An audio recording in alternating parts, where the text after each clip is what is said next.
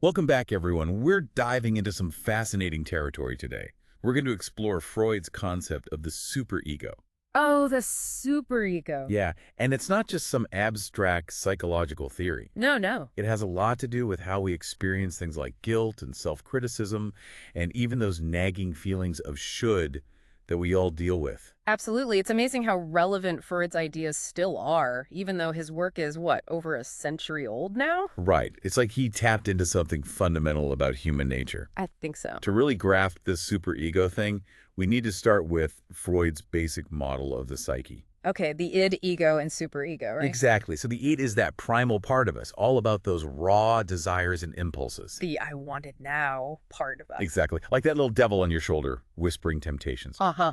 Yeah. Then the ego steps in, like the voice of reason, trying to balance those urges with the demands of reality. It's the negotiator, always trying to find a compromise. Always trying to keep things in check. Yeah, keep us from getting into too much trouble. And then we have the superego. This is where things get interesting. It really is. It's like our internalized moral compass, The judge and jury inside our heads, always evaluating our actions and thoughts, often based on the rules and values we learn from society, but especially from our parents. especially our parents. Yeah, think about it. They're the first authority figures we encounter. They set the stage for how we view right and wrong. And those early messages can really stick with us. Oh, absolutely. Now, the superego isn't just one single thing. It has two sides to it. Right. We have the ego ideal and the conscience. Two sides of the same coin, you could say. So the ego ideal is that picture we have in our minds of the perfect us. The person we strive to be, our best selves. It can be motivating, Oh, for sure. It can push us to achieve great things. but it can also create a lot of pressure. A lot of pressure, yeah, to live up to this idealized image. Like sometimes I feel like I'm chasing after this impossible standard. I think we've all been there. It's like no matter what you do, it's never quite enough. And then there's the conscience. That inner voice that can be pretty harsh sometimes, Oh, yeah. The conscience is the one that tells us when we're breaking the rules. even if those rules are just in our own head. Exactly. Like those times you feel guilty for even thinking about something. Like I shouldn't even be thinking this. It's like you're already on trial in your own mind. Exactly. And that guilt can sometimes feel way out of proportion to whatever you did or even thought about doing. Right. And Freud had a term for this, unconscious guilt. So it's like we can feel guilty even for things we're not consciously aware of. That's the idea. These hidden feelings of guilt can really shape our behavior. It's like there's this whole drama playing out beneath the surface. A lot going on under the hood, so to speak. That's what makes it so fascinating. Absolutely. And this is where the superego can become, well, a bit problematic. When it goes overboard, When it gets too harsh and critical. leading to excessive guilt and self-punishment. Yeah, it's not just about feeling bad when we mess up. It's about feeling constantly inadequate, like we're never good enough. Like you're always falling short no matter what you do. And this constant self-criticism can create a lot of inner conflict. Like a battle between different parts of yourself. Exactly. Imagine your id is saying, go for it, indulge. And then your superego is like, no, you'll regret it. Don't even think about it. A constant tug of war. Like having an angel and a devil on your shoulders arguing nonstop. Haha, that's a great image. And sometimes this inner struggle can lead to what Freud called internalized aggression. That sounds intense. It can be. Instead of expressing anger or frustration outwardly, we turn it inward. So you bottle it up and punish yourself instead. Right, like instead of yelling at the person who cut you off in traffic, you just stew in your own frustration. And beat yourself up about it later. Yeah, it's like you become your own worst enemy. That makes a lot of sense. Yeah. But how does this superego even develop in the first place? That's a great question. I mean, why do some people seem to have a superego that's constantly on high alert, while others are more laid back? Like what shapes its personality, so to speak? Well, Freud believed that our early childhood experiences play a huge role.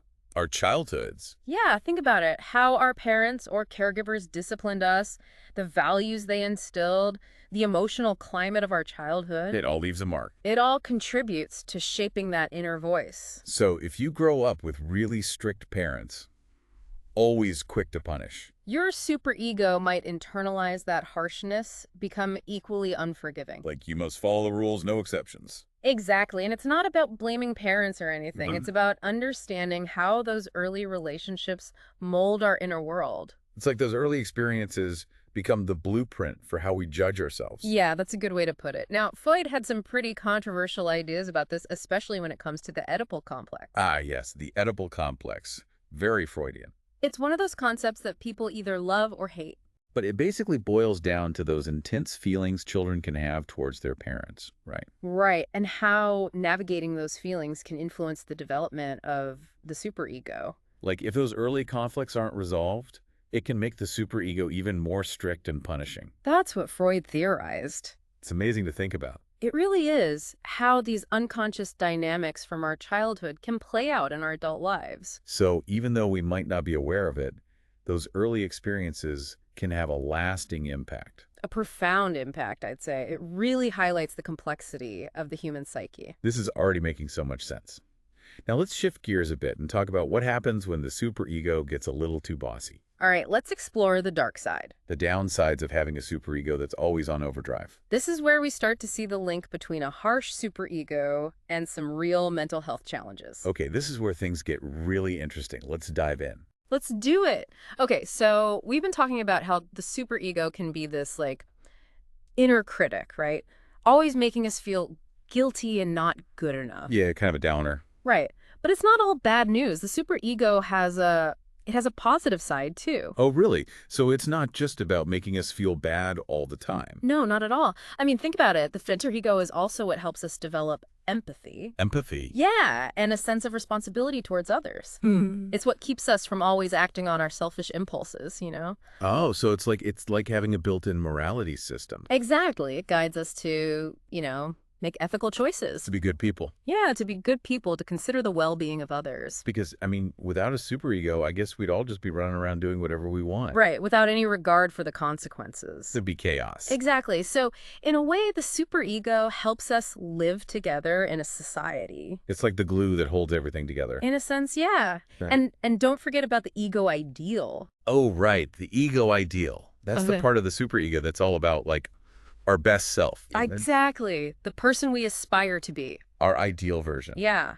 And that can be incredibly motivating. Oh, for sure. Like it pushes us to set goals, to improve ourselves, To reach our full potential. to be our best. Exactly. And I think a lot of human achievement, both personally and on a larger scale, Like as a society. yeah, as a society, can be traced back to that desire to reach our full potential. That drive to be better. To live up to that ideal we have in our minds. I mean, think about all the amazing art, music, inventions, social progress All driven by that inner push to create, to innovate. to make a difference in the world. It's like the superego is the fuel for our ambition. The spark that gets us going. Yeah, the spark that pushes us to evolve and grow. To become like the best version of ourselves. Exactly.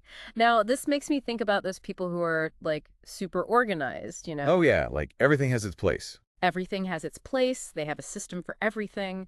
Could that be their superego or more specifically, their ego ideal kind of expressing itself? It's an interesting thought. I mean, maybe for some people, that need for order and control is a way of channeling their superego's energy. Like their idea of good is being perfectly organized. Right. It's almost like a subconscious expression of their desire to live up to a certain standard. To be perfect in a way. Yeah, in a way. So instead of feeling guilty about not being perfect, they channel that energy into creating order in their external world. Makes sense. Like they're trying to create a sense of control and predictability in their environment. Yeah, which could be, a way of managing anxiety or uncertainty.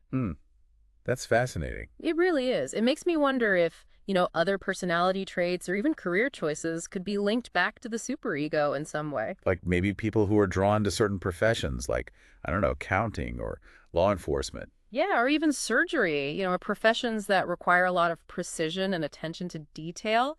A strong sense of right and wrong. Could it be that those individuals have a particularly strong superego? Or that their ego ideal is aligned with those values? It's a really interesting thought. It is. It makes you realize how much our inner world can shape our outer behavior, Sometimes in ways we don't even realize. Absolutely. I think it highlights the enduring power of Freud's ideas It really does. and how they can help us understand ourselves on a deeper level. So even though the superego can be a bit of a killjoy sometimes, making us feel guilty and all that, Yeah, the guilt trip can be real. It's also a crucial part of what makes us human. A vital part, I'd say. It gives us our moral compass, our sense of right and wrong. It pushes us to be better, to strive for something more, And it helps us function as a society, to consider the needs of others. to live together harmoniously. All about finding that balance. Exactly. Not letting the superego run wild, but also appreciating its role. In shaping our values, motivating us to grow. It's a delicate dance. It really is. Now that we've explored both the good and the bad sides of the superego, The light and the shadow. let's dive into some of the specific consequences that can happen when it gets out of hand All right, let's get into the nitty-gritty. and talk about what we can do to find that balance. To tame the beast, so to speak. I'm ready, let's go. Okay, so we've covered how the superego can be both a motivator and kind of a pain. It's a complex character, that's for sure. It really is. But let's get into some of those not-so-fun consequences that can pop up when the superego goes a little too far. All right, so one of the biggies is neurotic guilt. Neurotic guilt. Yeah, this is where you end up feeling guilty over like little slip-ups, or even things you haven't even done. So it's not just feeling bad when you actually mess up, but feeling guilty for practically anything. Exactly. It's like your superego is on overdrive, constantly on the lookout for any little thing you might have done wrong. Like it's looking for reasons to make you feel bad. Right. And that can be so draining, It can create a ton of anxiety. Oh, absolutely. I mean, imagine constantly worrying about germs even after you've washed your hands a million times. There you go. That's your superego, hyper-focused on cleanliness, to the point where it creates this irrational fear. It's like no matter what you do, it's never enough to quiet that inner voice. And that's a classic example of how neurotic guilt can show up. And it's often tied to anxiety disorders like obsessive-compulsive disorder. OCD. Yeah, where people feel like they have to perform these rituals, Like over and over again. Yeah, to try and quell that anxiety. It's like their superego is saying, you're not clean enough, you haven't done enough. Even when it doesn't make any logical sense. It's exhausting just thinking about it. And we've also touched on how a supercritical superego can contribute to, depression. Oh, absolutely. Those feelings of worthlessness, self-loathing, That can be so debilitating. they can often be traced back to the superego's relentless judgment. It's like turning all that negativity inward. Exactly. You become your own worst critic. And then there's perfectionism, another classic superego issue. Oh, yeah, perfectionism. That's a big one. The need to be perfect in every area of life. It's exhausting. You're constantly striving for this impossible standard. And no matter how much you achieve, it's never enough. There's always something else you should be doing, some way you should be better. You're always falling short. It can be paralyzing. It really can. And here's another thing. A strict superego can actually lead us to suppress our own desires, our impulses. Even the healthy ones. Yeah, so we end up denying ourselves things that would actually bring us joy. Because we're too afraid to step out of line, to break the rules. It's like the superego has created this rigid box, and we're trapped inside. You're afraid to express yourself fully, to be your true self. This all makes me think about, like, workaholics, Workaholics. Could that be linked to the superego too? It's possible, yeah. Like maybe some people were driven to work all the time, not just because they're ambitious, but because of this deep need to prove their worth. Or to avoid feeling guilty about, relaxing or having fun. It's like they can never allow themselves to rest. Because that inner voice is always saying you need to be doing more, achieving more. It's a never-ending cycle. And it can be really damaging, both mentally and physically. So how do we break free from this superego grip? How do we find that balance? Well, the good news is we're not powerless. We can learn to work with our superego, instead of letting it control us. It's not about getting rid of it completely. No, because remember, it has its positive sides too. Right, the moral compass, the drive to be better. It's about understanding its influence and making conscious choices about how we respond to it. So more of a collaboration than a dictatorship. Exactly. You're the one in charge, not your superego. I like that. But how do we actually do that? Well, the first step is awareness. Pay attention to that inner critic. Notice when it's talking, what it's saying. Yeah, and ask yourself, are these messages realistic? Are they helpful? Or are they just based on, like, old rules that I don't even believe in anymore? Exactly. Once you start recognizing those patterns, you can start to challenge them. Like, talk back to that inner critic. Yeah. Ask yourself, would I say this to a friend? That's a good point. We're often much harder on ourselves than we would ever be on someone else. Right. So practice that self-compassion. Treat yourself with the same kindness you would offer a loved one. And I imagine therapy can be a really valuable tool in this process. Oh, absolutely. Therapy can help you, unpack those deep-seated beliefs, those patterns that are driving those harsh judgments. It's like having a guide to help you navigate the sometimes confusing world of your own mind. And remember, it's a journey. It takes time and effort. There will be ups and downs along the way. Be patient with yourself. Celebrate the small victories. This has been such an eye-opening deep dive. I feel like I have a whole new understanding of my own superego. And that's what it's all about, right? Gaining a deeper understanding of ourselves. So as we wrap things up, what's the one key takeaway you want our listeners to remember about the superego? I think the most important thing is to remember that you have a choice. You can choose how you relate to your superego.